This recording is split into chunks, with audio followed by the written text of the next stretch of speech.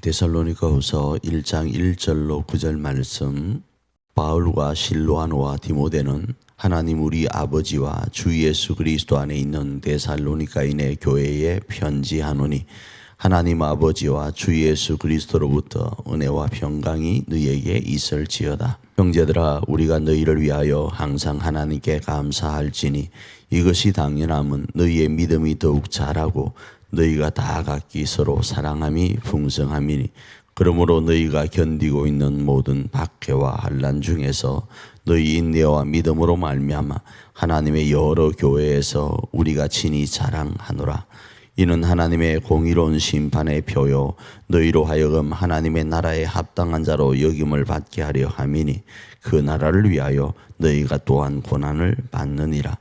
너희로 환난을 받게 하는 자들에게는 환난으로 갚으시고 환난을 받는 너희에게는 우리와 함께 안식으로 갚으시는 것이 하나님의 공이시니 주 예수께서 자기의 능력의 천사들과 함께 하늘로부터 불꽃 가운데 나타나실 때에 하나님을 모르는 자들과 우리 주 예수의 복음에 순종하지 않는 자들에게 형벌을 내리시리니 이런 자들은 주의 얼굴과 그의 힘의 영광을 떠나 영원한 멸망의 형벌을 받으리로다.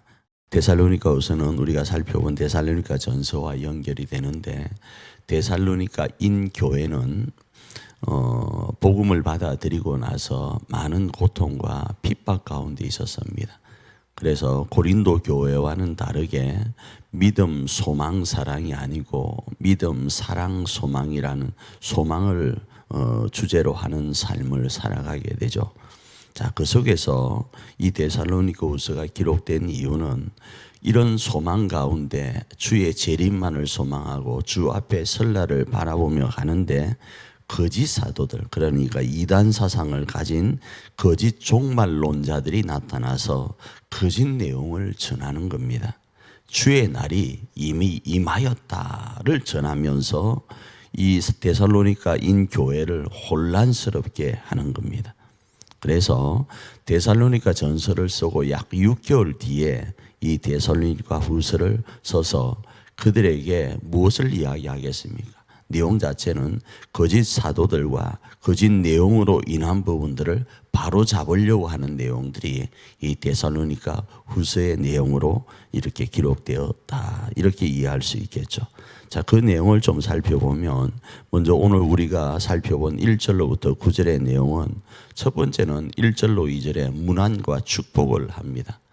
편지의 모든 첫 서두가 그렇게 되어 있잖아요.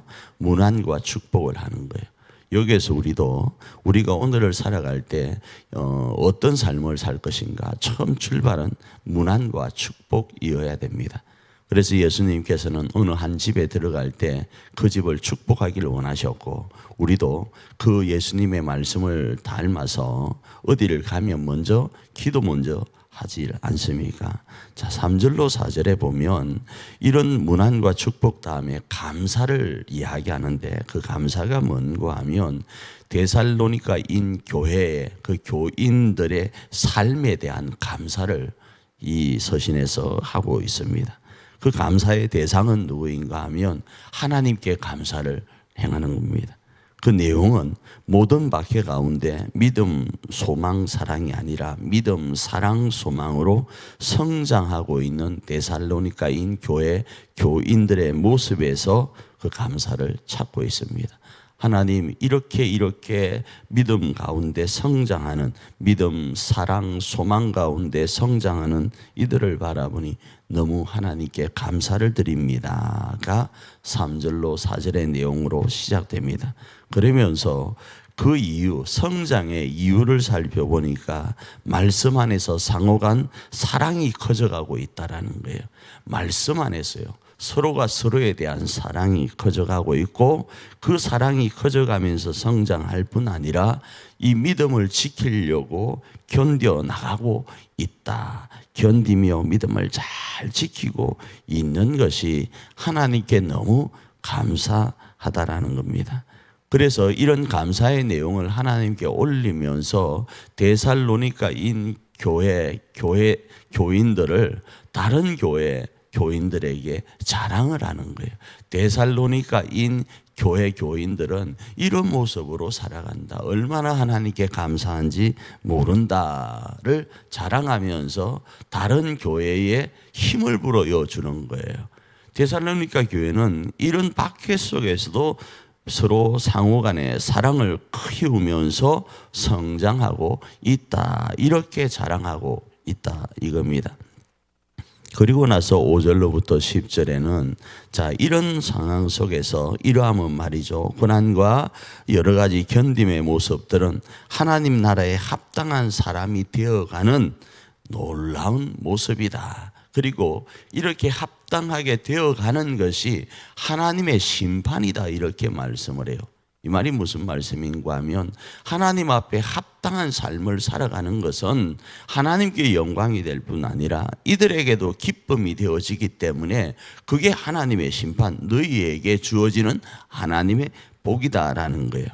자, 그렇기 때문에 너희가 살아가는 이런 일련의 모든 삶을 하나님은 예의주시하고 계시고 지켜보고 계시기 때문에 하나님이 갚아주실 거라는 거예요.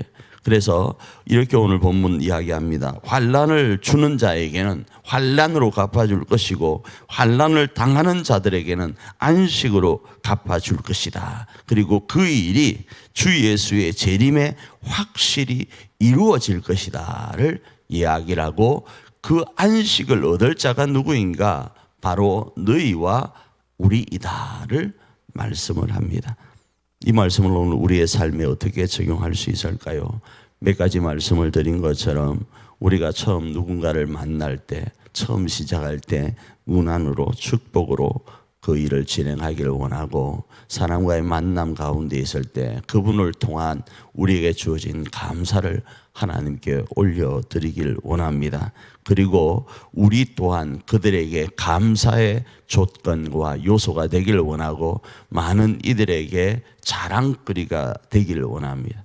그러기 위해서는 오늘 우리의 삶이 하나님 나라에 합당한 삶으로 그렇게 견디고 이겨 나가야 될 줄 믿습니다. 그러면 하나님께서 우리 교회와 우리 교우들에게, 우리 가족들에게 안식의 복을 허락하실 것입니다. 그 주인공은 오늘도 쓰임 받기를 축복합니다.